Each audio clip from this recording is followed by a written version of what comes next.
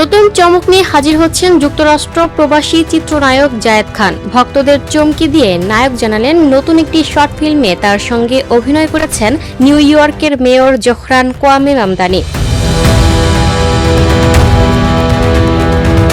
মুক্তি প্রতীক্ষিত শর্ট ফিল্মটির নাম ইমিগ্রেন্ট ডায়ারিজ। এটি পরিচালনা করেছেন জন কবির ও সাদ আল আমিন। চলতি বছরের মার্চে মুক্তি পেয়েছিল এর প্রথম এপিসোড। জায়েদ খান বলেন, জোহরান মামদানি সরাসরি আমার সঙ্গে এই শর্ট ফিল্মে অভিনয় করেছেন।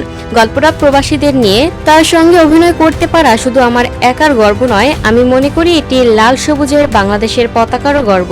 নিউ ইয়র্ক সিটির মেয়রের অভিনয়ে যুক্ত হওয়ার বিষয়ে জায়েদ বলেন, এটি সম্ভব হয়েছে যুক্তরাষ্ট্র ভিত্তিক ঠিকানার রুহিন হোসেন ও তার সহধর্মিনী আনুভা শাহিন হোসেনের উদ্যোগে।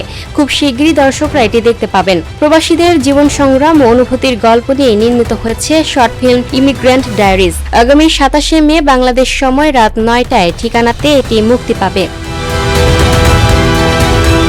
Lucky Akter, up to date news, Dhaka.